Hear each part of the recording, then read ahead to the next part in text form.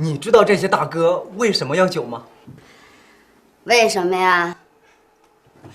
他们说呀，天下最韵味的事儿是烧酒配骚人。在半山腰上的一间客栈里，这个风情万种且韵味十足的老板娘正在和一群挑夫们嬉笑打闹。伙计的一番话把大伙乐得哄堂大笑，老板娘兴致高涨，更是高歌一曲，给大伙助助兴。其中一个小伙心痒难耐，上前吃起了豆腐，老板娘却一点也不慌，她那一双勾人的眼睛直勾勾地盯着不远处的男人。男人看到老板娘被人吃豆腐，脸上很是不悦，他咳嗽一声，小伙立马会意，灰溜溜地回到原位。原来男人和他曾经有过一段剪不断理还乱的暧昧故事。这里是湖南西部的湘黔古道，行走着一代又一代的挑夫汉子，他们用鲜血和汗水促进着沿路的风流和繁荣。于是在这座山川古道上就出现了专做挑夫们生意的店铺。叶子也和相依为命的二叔在古道上开了一家客栈。时值1944年，日本占领宝庆城，所到之处寸草不生，就连山上的客栈生意也不好做。二叔想转卖店铺，转头去做别的行当，叶子却怎么都不肯，他执意要等一个人，活要见人，死要见尸。而在山腰下的城里，宝庆城的商会会长知道，烧杀抢夺的日本人一旦找上门，就是一颗白菜也别想留下。为了不让辛苦积攒的财产落到日本人的手里，曾会长早早的就把所有的资产总合起来，准备转移到战场前线。可日本人占领了城门，进进出出都严格把控，只有挑夫能冒这个险。他们从山路走，不容易被日军发现，于是这个任务便落在挑夫队的带头大哥龚大雄手中。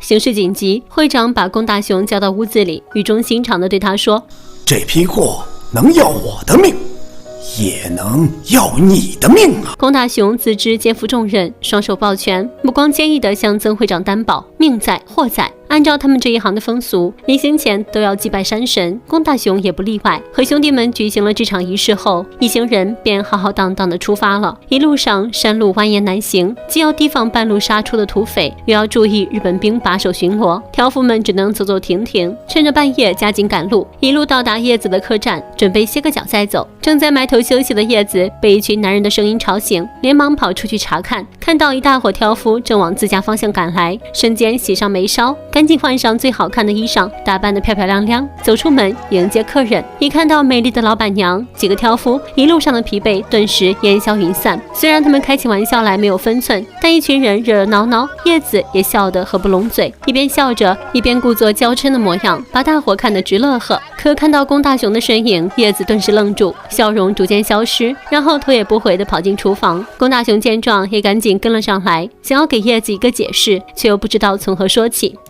你不要进来，2年了，你死到哪儿去了？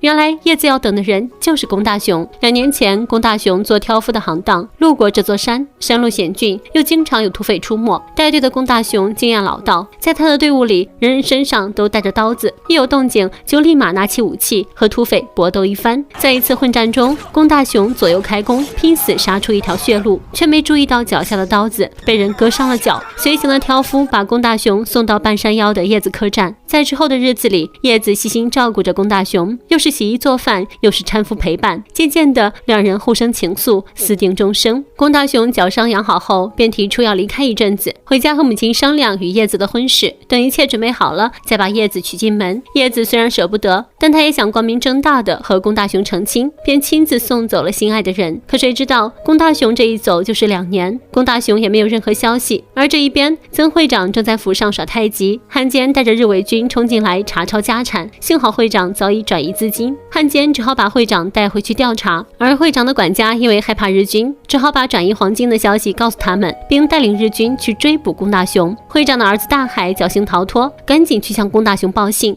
半夜，女人正在梳妆打扮，等着心上人上门，可却走进来一个男人。你也别笑话我，我是要当兵的，要是我在战场上死了，这女人的滋味我还欠你。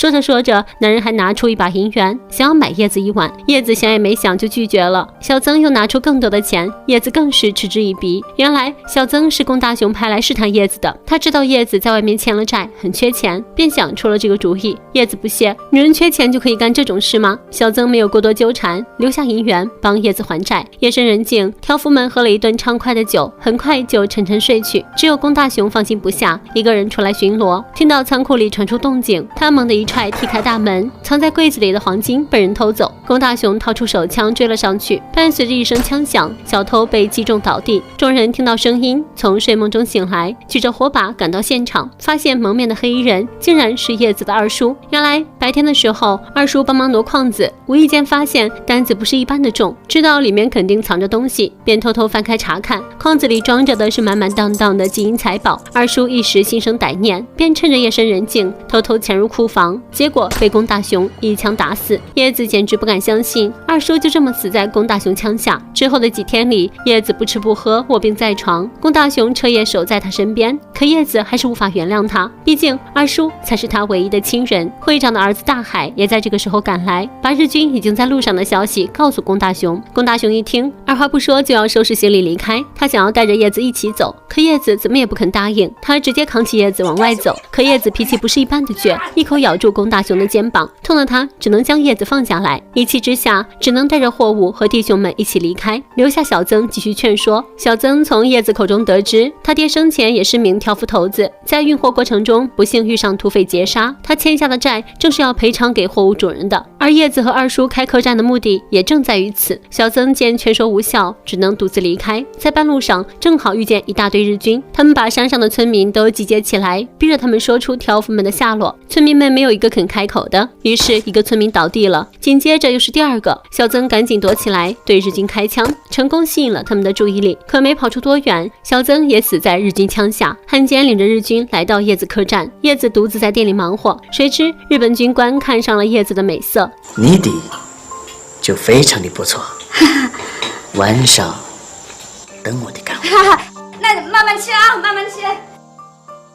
叶子灵活应对，晚上叶子早已经准备好匕首，准备和鬼子拼一把。听见日本军官的脚步声，他赶紧将匕首藏在身后。军官一脸猥琐地走进房间，饥渴难耐地脱去上衣，结果刚躺下就被一刀刺穿身体。叶子赶紧起身，顾不上紧张害怕，以最快的速度逃出客栈。这个日本军官为了图谋不轨，结果被女人一刀毙命。叶子一路奔逃，路上已经集结了各处的难民，他们东逃西窜，饿了就喝点河水充饥。叶子跟着大队伍一路前进，来到一处村寨。此时龚大雄换了马匹，快马加鞭一路赶，丝毫不敢耽误，还让人在路边扔下一只草鞋，用作障眼法迷惑日军。看到掉在地上的草鞋，果然中了计，直到看到前面是一条死路，这才反应过来是中了计，二话不说直接一枪打死带路的管家。叶子一路来到山下的村寨，巧的是龚大雄的人马也正好路过，两人一个台上一个台下，四目相对。叶子匆忙的想要躲开，龚大雄赶紧跟了上来。叶子大声的质问面前的男人，这2年都死到哪里去了？龚大雄也不再隐瞒，原来当年龚大雄和叶子告别后，一路马不停蹄的跑回老家，却发现房子被日军给烧了，母亲也死在日军的刀下。龚大雄害怕连累叶子，便一直没有来找他。听到这个解释，叶子再也绷不住眼泪，用小拳拳捶打龚大雄厚实的肩膀，两人紧紧相拥，也算是原谅了他。晚上两人坐在小河边，龚大雄告诉叶子，等任务完成了，他们就一起回到山上去，一起经营好客栈。叶子看着眼前心爱的男人，感动不已，千言万语都化作了眼底的情谊。这一夜，小溪水见证了两人的爱情。第二天，龚大雄就找到村寨里德高望重的彪爷，他知道日本鬼子就是冲他手上这批货来的，躲得过初一，躲不过15，山高路远，他们人势单力薄，只能叫援兵。而彪爷也早有此意，决定派兵攻打日军小队。一场恶战后血流成河，龚大雄一行人占据了地理优势，赢得了战争的胜利。不过挑夫兄弟们也牺牲了10几号人，他们顺利的把物资运送到洪江前线，为抗战提供了有力的保障。但被关押的曾会长不幸被鬼子杀害，后来挑夫大军又投身到了雪峰山会战中，运送枪支弹药，战场拼杀，至今仍有部分抗战老兵健在。本片古道西风以邵阳抗战时期真人真事改编而成，讲述了挑夫们为取得抗日胜利，经过种种困难，最后机智勇敢地完成任务的故事，还是值得一看的。